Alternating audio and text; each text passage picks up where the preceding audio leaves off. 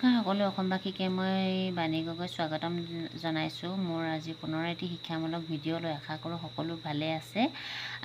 আজি মই আপোনালোকৰ মাজলৈ লৈ আহিছোঁ যোৱাকালি অনুষ্ঠিত হৈ যোৱা প্ৰতিভা সন্ধানী পৰীক্ষাৰ প্ৰশ্ন কাকতখন।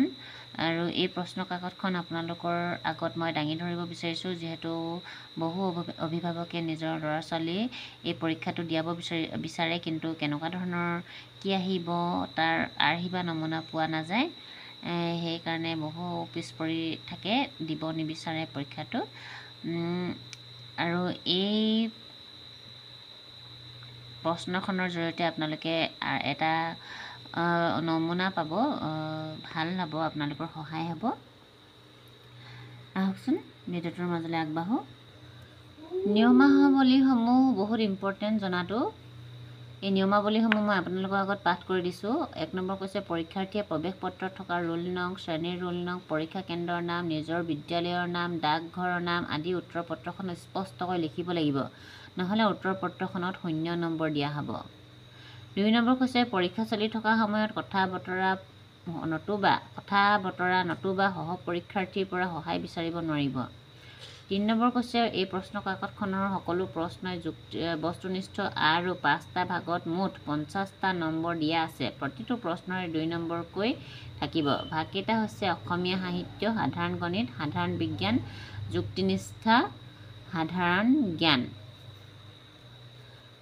4 নম্বৰ কৈছে সকলো প্ৰশ্নই বাধ্যতামূলক আৰু অশুদ্ধ বা ভুল উত্তৰৰ বাবে বিয়োগাত্মক নম্বৰ নাথাকিব। 5 নম্বৰ কৈছে কটা, ওপৰত লিখা, অস্পষ্ট, বগা ৰঙেৰে ঢাকি লিখা, বৃত্তৰ বাহিৰত টিকমাৰ্ক দিয়া আদি উত্তৰৰ বাবে কোনো নম্বৰ দিয়া নহ'ব। 6 নম্বৰ কৈছে পৰীক্ষাৰ্থীয়ে পৰীক্ষাগৃহ এৰাৰ পূৰ্বে উত্তৰ পত্ৰ নিৰীক্ষকৰ হাতত জমা দিব লাগিব আৰু পৰীক্ষাৰ্থীয়ে প্ৰশ্ন কাকতখন লগত নিব পাৰিব। 7 নম্বৰ কৈছে পৰীক্ষাগৃহৰ নিয়ম অমান্য কৰিলে উপযুক্ত অনুশাসনমূলক ব্যৱস্থা লোৱা হ'ব। মোৰ ছোৱালীয়ে 2য় শ্ৰেণীটো পৰীক্ষাটো দিছিলে, কিন্তু তেতিয়া প্ৰশ্নখন লৈ আহিব পৰা নাছিলে, দিয়া নাছিলে, কিন্তু এইবাৰ দি পঠিয়াইছে। সেইকাৰণে ময়ো চাব বিচাৰিছোঁ আৰু আপোনালোকৰ আগতো দাঙি ধৰিব বিচাৰিছোঁ। আশা কৰোঁ ভাল পাব। ভিডিঅ'টোৰ মাজলৈ আগবাঢ়ি যাওঁ আহক। এয়া হৈছে অসমীয়াৰ প্ৰশ্নসমূহ, 10টা নম্বৰ, প্ৰতিটোৰে 2 নম্বৰকৈ থাকিব। 1 নম্বৰ কৈছে লাঞ্ছিত শব্দৰ অৰ্থ কি? অৰ্থ হ'ল লক্ষ্য, লাজ পোৱা, লালসা এটাও নহয়। ইয়াৰ ভিতৰত যিটো হয় তাতে টিক কৰিব লাগিব, আনচাৰ শ্বীট বেলেগকৈ থাকিব। 2 নম্বৰ কৈছে তলৰ কোনটো শব্দ ভুল? কিৰিলি একেটাই শব্দ কিন্তু স্পেলিংটো বেলেগ, অশুদ্ধ বাক্য। 3 নম্বৰ কৈছে কোনটো বানান শুদ্ধ? শুশ্ৰূষা,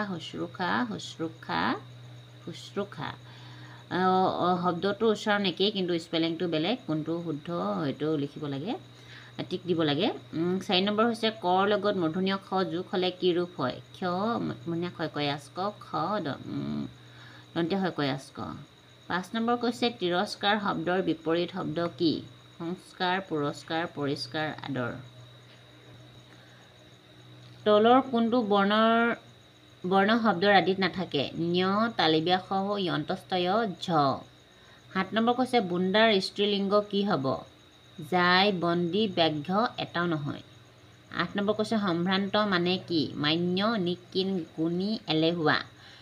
9 নম্বৰ কৈছে খা ক্ৰিয়া পদটোৰ ভৱিষ্যৎ কালৰ ৰূপত হ'ব খাম, খালোঁ, খাইছোঁ এটাও নহয়। 10 নম্বৰ কৈছে কৃষ্ণ শব্দত থকা মূৰ্ধন্য খ ণ যুক্তাক্ষৰটোত কোন 2টা আখৰ যোগ হৈ আছে? মূৰ্ধন্য খ যোগ ঞ, মূৰ্ধন্য খ যোগ মূৰ্ধন্য ণ, মূৰ্ধন্য খ যোগ দন্ত্য ন, মূৰ্ধন্য খ যোগ প্ৰথম ছ। এয়া হৈছে গণিতৰ 10টা প্ৰশ্ন, প্ৰতিটোৰে 2 নম্বৰকৈ থাকিব। 1 নম্বৰ কৈছে 1908 এই অংক কেইটাৰে লিখিব পৰা 4টা অংক বিশিষ্ট আটাইতকৈ ডাঙৰ সংখ্যাটো কি? 1908, 9108, 9180, 9810। 3 ঘণ্টাত কিমান ছেকেণ্ড থাকে? এতিয়া ক নম্বৰ দিছে, এয়া খ নম্বৰ, এয়া গ নম্বৰ, এয়া 2 নম্বৰ কৈছে 3 ঘণ্টাত কিমান ছেকেণ্ড? 10800, 1,00,000, 8,000 1,000 আশী ঘৰ নম্বৰ কৈছে এটাও নহয়। এতিয়া 68,532 সংখ্যাত 8ৰ স্থান মান কিমান? 8,880,000 ঘৰ নম্বৰ কৈছে এটাও নহয়। 4 নম্বৰ কৈছে 3,25,430 সংখ্যাটোত পূৰাকৈ কেইটা হাজাৰ আছে? 325টা, 5,032টা, 430টা, এটাও নহয়। 7,835 যোগ 2,165 সমান 5,020ৰ লগত কি যোগ কৰিলে ইয়াৰ একে সমান হ'ব? খালী ঘৰত কি হ'ব? ইয়াত অপশ্যন দিছে 4,980, 5,080, 4,820, এটাও নহয়। 6 নম্বৰ কৈছে 1,000 পূৰণ 100 পূৰণ 10 পূৰণ 1 পূৰণ 10 সমান কিমান? এতিয়া ইয়াত কৈছে উত্তৰত কৈছে ক নম্বৰ আছে 10,000, খ নম্বৰত কৈছে 1 লাখ, গ নম্বৰত কৈছে 10 লাখ আৰু ঘ নম্বৰত কৈছে 1 কোটি। এতিয়া 7 নম্বৰটো এটা ত্ৰিভুজৰ শীৰ্ষবিন্দু কেইটা?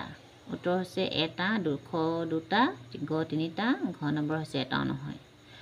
8 নম্বৰ কৈছে 5 পূৰণ 15 সমান এই 5 পূৰণ 15 এই পূৰণটো সংখ্যাটোক আচলতে অংকটো কেনেদৰে দেখুৱাব পাৰি সেইটো কৈছে। ক নম্বৰ কৈছে 5 যোগ 5 যোগ 5 যোগ 5 যোগ 5, খ নম্বৰ কৈছে 15 পূৰণ 15 পূৰণ 15 পূৰণ 15 পূৰণ 15, ঘ নম্বৰ কৈছে 15 যোগ 15 যোগ 15 যোগ 15 যোগ 15, ঘ নম্বৰ এটাও নহয়। এতিয়া 9 নম্বৰ কৈছে 2, 0, 7 অংক তিনিটাৰে লিখিব পৰা বৃহত্তম আৰু ক্ষুদ্ৰতম সংখ্যা দুটাৰ পাৰ্থক্য কিমান? ক নম্বৰ কৈছে 513, খ নম্বৰ কৈছে 531, ঘ নম্বৰ 305, ঘ নম্বৰ এটাও নহয়। 10 নম্বৰ কৈছে এক সংখ্যাটো 10 বাৰ যোগ কৰি তাৰ পৰা 10 বাৰ পূৰণ কৰি পোৱা পূৰণফলটো বিয়োগ কৰিলে কিমান থাকিব? উত্তৰ হৈছে 0, খ 9, গ হৈছে 20, ঘ হৈছে এটাও নহয়। এয়াই আছিলে আজি দুটা বিষয়ৰ প্ৰশ্ন মই আপোনালোকৰ আগত দাঙি ধৰিলোঁ। বাকী প্ৰশ্নসমূহ যদি দাঙি ধৰিব হয় বহুতখিনি দীঘল হৈ যাব ভিডিঅ'টো। বেলেগ এটা ভিডিঅ'ৰ জৰিয়তে মই দাঙি ধৰিম আপোনালোকৰ আগত। আশা কৰোঁ আপোনালোকে ভাল পাব। আজিলৈ আহিছোঁ তেনেহ'লে, ধন্যবাদ। কিবা ভুল হ'লে আপোনালোকে জনাই দিব। আৰু মই শেষত এটা কথাই ক'ব বিচাৰিছোঁ, জাষ্টিছ ফৰ জুবিন দা। আমাক ন্যায় লাগে। জুবিন দাক ন্যায় পাওক, তেওঁৰ আত্মাই শান্তি পাওক, মুক্তি পাওক। আমি সকলোৱে তেওঁৰ ন্যায় পোৱাটো আশাৰে বাট চাই আছোঁ। জয় জুবিন দা, জয় আই অসম।